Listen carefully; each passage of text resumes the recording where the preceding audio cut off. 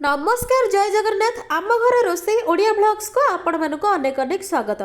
आज मु बनैबी गोटे बहुत ही बढ़िया टेस्टी आउ हेल्दी रेसिपी जोटा कि हूँ आमर पालंग शाग और बुट डाली तड़का। यह खाइबा को बहुत ही बढ़िया लगे एवं पालंग आम देहपाई बहुत लाभदायक। आपण भात रुटी परोटा जो भी चाहिए से खाईपारे। खाइबा को यह बहुत बढ़िया लगे। तेबे आसतु डेरी न करे रेसिपीटी स्टार्ट करवा। रेसिपी स्टार्ट करिया पूर्व जो मैंने मो चैनल नुआ अच्छा चैनल को लाइक शेयर और सब्सक्राइब करने को जमार भूलुनी। तेबे चलतु रेसिपीटी स्टार्ट करवा। प्रथमे मुझे गोटे कप बुट डाली को नहीं आउ ता सहित किसी पानी नहीं। एबे आमे को 2 घंटा पर्यंत बुट डाली को पानी रे टिके भिजई देबा द्वारा आमर बुट डालीटा टिके सॉफ्ट हो जाए। एबे आमे को भल भाव में धोई तार मैला पानी टी बाहर कर दे भल पानी दे 2 घंटा पर्यंत आपको बतुरवा छाड़ीदबा। एबे जिबा नेक्स्ट प्रोसेस को एठी गैस उपरे मु गोटे कड़े नहीं कड़े गरम हो गलानी। एबे आमे दबा सेथिरे किछि तेल। एपटे आमर तेल गरम हो आसलानी। एठी मु किछि गोटा मसला रखिछि फाळे तेजपत्र आउ 3टी गोलमरिच रखिछि। आपण माने चाहिले आउ अन्य सब गोटा मसला भी नहीं परिबे। एबे आमे आको गरम हवा पई छाड़ दबा। एबे मसला आमर गरम हो आसलानी। एबे गोटे चम्मच जीरा सेथिरे ऐड करबा फुटण पई। एठी मु नेइछि किछि कटा पियाज किछि अदा रसुण छेचा आउ किछि टमाटो को नेइछि। एबे हमर तेल फुटण पूरा गरम हो आसलानी। एबे काटी रखिथिबा पियाज को ऐड कर देबा आउ टिके भलो भाबरे चलै देबा। एटा को हमें गोल्डन ब्राउन होला पर्यंत चलैबा। पियाज हमर गोल्डन ब्राउन होला पर्यंत भाजी हो जाइछि। एबे हमें सेथिरे छेचिक रखिथिबा अदा रसुण बटा को दबा। आपण माने चाहिले ग्राइंडिंग भी करिक नै परिबे। एबे हमें सेथिरे एटा को ऐड कर दबा आउ टिके भलो भाबरे कसी दबा। अदा और रसुण रो कंचा स्मेल जिबा पर्यंत भलो भाबरे टिके चलै दबा। एबे हमें सेथिरे ऐड करबा काटी रखिथिबा आगरो किछि कटा टमाटो देई सारिबा परे पुणी थरे हमें भलो भाबरे ताको गोळै दबा।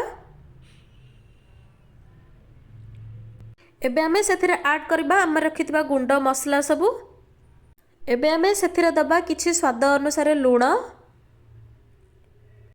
दबा गोटे चम्मच हळदी गुंड।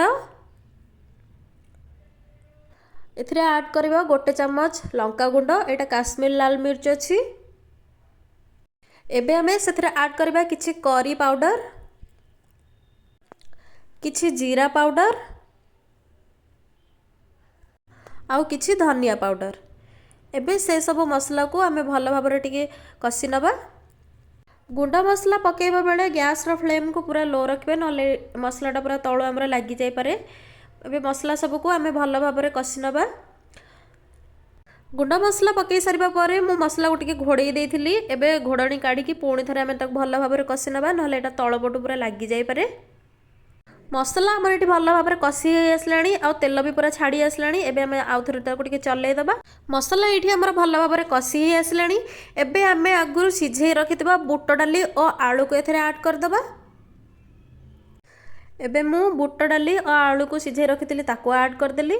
एबे हमें ताको भल भाव में टिके मिसई दबा।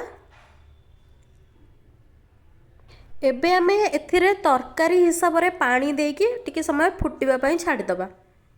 एपटे आमर तरकारी पूरा फुटी आसलानी भल भाव में। एबे हमें काटिक रखिथिबा पालंग शाग को एथिरे ऐड कर दबा। एबे हमें मसला रे पूरा शाग को ऐड कर दबा